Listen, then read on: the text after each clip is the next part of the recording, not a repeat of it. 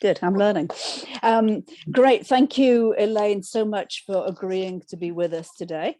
It's been a real privilege, actually, to walk with you this journey as well. And like Michelle said, or Andy said, Press Red wouldn't exist if it wasn't for you and your book. So I just hope that we can be faithful with what, in a sense, what you've entrusted to us. And yeah. And one of the chapters in your book is about rape as a weapon of war. And that's what we want to talk about tonight. Now, I just got this book, Anna Marie Wilson's book on FGM, and I haven't read it yet, but I just picked it up and I just looked at the introduction. And I just want to read the introduction to this book because I think it sets a good context for what we're going to talk about. And also, I hope you all get Anna Marie's book and read it because it's got really good reviews and it sounds like a great book. It starts, she stood in a doorway with her newborn in her arms, wearing her best dress and a pair of simple sandals, a small bag by her side. I smiled. She gave me a wan smile in return. Her baby was only a few weeks old, yet she had been asked to travel by truck to live with a distant auntie, her late mother's cousin, in the far south of Sudan. Just a few weeks beforehand, we had found Fatima, a 10-year-old girl, alone in the scrubland of West Darfur. We'd been traveling out from our medical camp during a visit to a nearby community project. Fatima was at least 7 months pregnant, and we learned she'd conceived at the age of 10, following a rape carried out by the Janjaweed militia. She'd been left for dead and was the only person to survive the armed raid that had left her family, village, and community dead. Rape was commonly used in West Darfur conflict as a way of subjugating the people and for ethnic cleansing reasons. Fatima was alone. She had experienced infibulation, a type 3 female genital mutilation, at 5 years old, having been sewn up to preserve her purity for marriage. We gave her a safe delivery and arranged for her to be sent to her nearest relative, whom she had never met. I looked at her, worried about her future. Fatima had survived female genital mutilation, a form of child abuse, at the age of 5. By 10, she'd been a victim of conflict rape. She faced obstructed labor, trauma, and complications in childbirth. And so it goes on. And that little story, well, it's not a story, that true history of this young girl, Fatima, kind of puts things in perspective. We're not talking about something that's out there or some foreign idea. You know, it might not be, we might not see it in front of us, but it's affecting real people, real little girls like Fatima. It's affected, I'm sure many of the people that come to this country as refugees have been raped. Yeah. Raped on the refugee trail. I think it's just a very common thing. So Elaine, starting, maybe you could just define for us, what is rape as a weapon of war as opposed to rape? Yes, I mean, there are almost 3 stages. So there's rape, where women, and rape, of course, has to be male on female because it's about penetration into the woman's vagina. So there's rape in normal circumstances, if any circumstances of rape are normal. In other words, men attacking women and raping them, whether this is in a domestic situation or whether it's on the street or wherever. Then there's the spoils of war. And rape has always been the spoils of war, just like looting. It's very, very often it's the victory side, taking it out on the vanquished by looting them, raping their women and so on. But rape as a weapon of war is different from that. Rape as a weapon of war is much more modern, much more contemporary, and it's a deliberate act to actually use women's bodies in order to humiliate the opposition, in order to annihilate those that you are fighting, the enemy, and if the woman becomes pregnant, in order to make sure that she is going to bear your child, the tribe that you stand for, rather than her own tribe. And even more sinister, it's a desire too to inflict this tribe, this oppositional group, with HIV/AIDS, because very often the people who are raping as a weapon of war are also carrying HIV with them. And so they're projecting a slow death onto the women that they actually attack. And it's cheaper than bullets, it's more easily available than arms, and women are there everywhere. And so it's in the most available means of actually eradicating the other side. I picked up from that also, it's almost a form of ethnic cleansing. Completely. And, tribes that have done this have done that very, very deliberately. I mean, that's what's happening right now in Tigray. I mean, we are seeing very often it's in the context of a civil war. It's the ruling groups who are losing face or losing side, and then rape occurs in this way of getting their own back. And sometimes it's the people who are actually not succeeding in the war, just being ground to the ground by rape, because it's a final act of annihilation. And it is a form of ethnic cleansing. And then the whole HIV thing also, it would be easier for the women to be infected in a case of rape than in a normal sexual relationship because of the violence. Yes. Yeah, exactly. So you're saying over the centuries this has changed. It used to be taking women as the spoils of war, and I think we can see that in the Bible, can't you, actually, in some of the war that happened there where they take the women. But then now this, in the modern sense, is ethnic cleansing. It's a deliberate act. Where is this happening? Oh, where is it happening is really a question that one ought to ask. In Colombia, Iraq, Afghanistan, Ethiopia, Congo. I mean, wherever there's a war, you're quite likely to get rape as a weapon of war. But more especially in countries in Africa or countries in Asia and so on. European countries have been slow at this, but it's also happened in European countries in the past as well. I mean, it happened with the Japanese comfort women. They were raped, not in the same way in which they're being raped in the Sudan and the Congo and so on, but still as a kind of act of vengeance on the enemy. So yeah, it's everywhere, and we now know it's going to happen. In fact, I was talking about 2 or 3 months ago to a group of women who were refugees in our own country, and they were smiling at the whole Me Too thing. And one of the women said, you know, I heard an American woman say she didn't know a woman who couldn't say Me Too. I don't know a woman in the Congo who can't say Me Too for the fact that I've been raped as a weapon of war. And it's that widespread. It's enormous. Thinking the reasons behind it. I mean, you mentioned some of the kind of bigger picture reasons, but do you think, is there also just a plain old power dynamic? Oh, it's all about power. Yeah, it's about power. It's about an abuse and misuse of power. It's about showing who's boss, showing who's dominant. It's about hatred as well. I mean, power and hatred go together in this absolutely decimating act. So it's humiliating the men.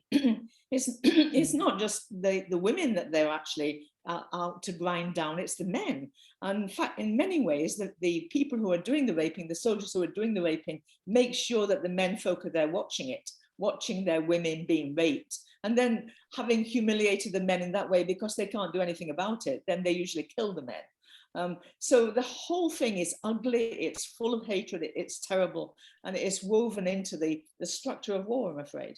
It's actually pretty satanic, you know, it's evil, it's just plain evil. Yes. What are some of the consequences of it? Well, consequences are that, well, first of all, that the woman is often rejected by her family. That's number one. And when I've been going to places, especially in Congo, where you get clusters of women who now have no livelihoods, they have no home because their husbands don't want them back. They're spoilt. And there's very little sympathy for these women. And then the babies that they bear are usually rejected entirely by the tribe or the community and so on. And so the women are in a terrible state. Very often they're left to be prostitutes because there's no other way in which they can actually make a living. And of course, that's another problem because of HIV, AIDS, and all the rest of it. So the consequences for them in terms of practical, physical living are dire. They're isolated. Now there are communities that gather these women together, and I met some of these two and give them livelihoods. They have soap factories, they have a whole range of industries that help women to get back on their feet and make a living again. But of course, the church takes a different point of view. The church spends a lot of time with the men folk saying, you can't just reject these women. It's your responsibility to be loving husbands, loving fathers, loving brothers, loving uncles to the women who have been violated in this way. But it's a difficult job, persuading some of these guys that actually they don't just walk out on it. So it's fear, it's lack of livelihood, it's rejection, it's the fact that the very often women who felt that these men loved them suddenly find that they're not loved at all, they're simply spurned. But then it's the damage to their own bodies. The bodies might have been damaged in umpteen different kinds of ways because the rape isn't straightforward. The rape often involves instruments, or often involves guns or stones or whatever. And very often infertility will follow a period of gang rape in particular, and then fistulas. Just there are hospitals dotted all over Sudan, Congo, Iraq, and so on, doing very little other than fistula operations on women who have been raped as a weapon of war. And psychologically, it's deadly. I mean, psychologically, I'm not sure how you can ever recover, frankly. And most of the women I've spoken to haven't recovered, except when they've been bathed in prayer by a Christian community who's actually stood alongside them. So much difference if the gospel is there, so much difference if there are Christians actually working with these women than if they're simply stranded in the middle of nowhere, fending for themselves. Do you think, I mean, you imagine somebody who goes through this, you think when they get back to their family, the family would embrace them with open arms. Right. But do you think there is like a self-stigma that the women are also somehow, because it's obvious that it seems like somehow the families think that it's somehow the woman's fault or that she's spoiled by it. But how do you think the women feel about themselves? Yeah, it's always the woman's fault. Every act in some of these countries is a woman's fault. I mean, the women are stoned in Pakistan because they're talking to a man at the well. Why they're talking to the man at the well? Because he's there, because they're there. I mean, in our country, we wouldn't think twice about talking to a bloke who was there. It's polite to do so. And very often the women will be doing it because it's polite to do so. If they're spotted by somebody who doesn't mean them well, or their own family, or their own uncle, or whatever, they can be stoned to death because it's, she is probably being adulterous, is the suspicion. So you don't have to prove anything. You just have to have your suspicions. And the whole issue of blaming women all the time. Women are blamed for their own rape, and they have been right through these African countries all the time. They are now people we don't want to associate with. And that's part of the education that many people in the church are doing, especially Heal Africa in Congo and Goma, spending ages and ages explaining that these women are not to blame, and that it's actually really unchristian to start allocating judgment and blame on victims who are actually needing to be loved and shown compassion. It kind of makes me think of Jesus and the woman at the well. Absolutely. And how totally socially inappropriate that whole encounter was. Yeah, there's some parallels there. So you mentioned Heal Africa in Goma, I think. They are. What are they doing? You've mentioned a few things that they're doing, but I don't know if you have any stories of people that you know that they've helped that would illustrate. I mean, I'm up to my neck with Heal Africa right now because I'm still getting towards the last section of my biography of Lynn Lucy. It's now changed. It's a biography of Joan Lynn Lucy, and it's about the whole of their work with God in the geopolitics of Africa, and especially of Congo. Yeah. And I had no idea what I was taking on when I took on this biography. I'm actually soaked in Congolese war. And it's just been, when you start to read it, it's been attrition, it's been conflict, it's been annihilation, it's been brutality and violence for decades and decades in Congo. And even now there's a period of peace. Women still are struggling with rape as a weapon of war and so on. So Heal Africa is doing everything it can, and God has really blessed this organization. It's blessed them to bits to just deal with it. Heal stands for health, education, action, leadership. And that's really what they've been trying to do, integrate everything together under the gospel so that they can bring healing in this full way to the community and to people who come and seek them out. And one of their big areas of work has been on women who have been raped. And they have really done amazing things, both in terms of finding them new livelihoods, counseling, pastoring them, building their bodies back up again. Joe Lucy, who had been the senior surgeon there, has actually perfected some of these operations on women and trained young men to do the operations now that he's quite old himself. So it's a commitment, complete commitment to restoration in Jesus for the people who come to Heal Africa. And I can't speak more highly of it than possible. It's not possible. It's a wonderful place. And are there young people stepping up to take the place of people like Joe Lucy? Yeah, I mean, they have not. I mean, we don't hear a lot about it in the UK. In America, they know a lot more about it because they have secretaries of state going over and funding hospitals and all the rest of it. And it's been growing for ages and ages.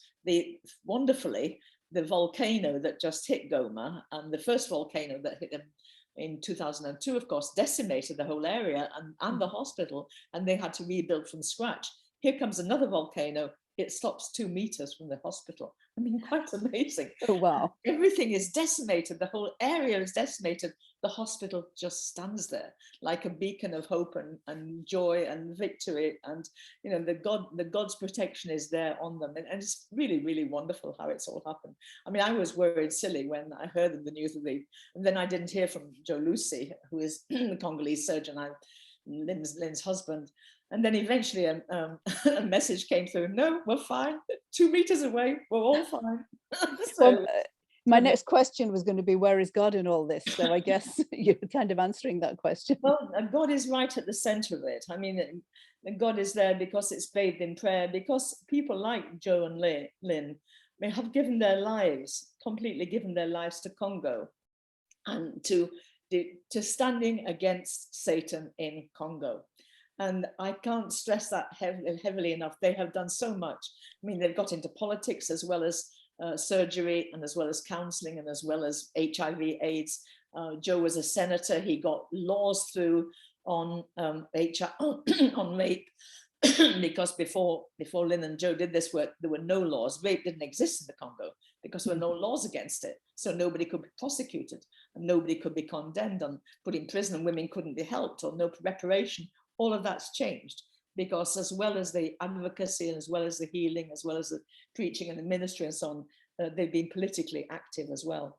So it works on every single front. And the whole aim of Heal Africa is to train up young people, men and women, to be surgeons, to be counselors and so on. And they're doing that all the way through. They're mentoring and training. People are coming from the United States, some from England, not many from England, from Australia too, and experienced surgeons, experienced doctors, and giving their time to train up the next generation. And so it goes on. And the big hope, and this is a big issue that we need to pray about for Heal Africa. It has been so solidly Christian in its vision, its outreach, its pastoring and everything. But now, of course, it's getting big. It's a big hospital now. It's probably the biggest one in many ways in the whole region of the North and South Kivu provinces. And with size and with more work come more people who are not Christian.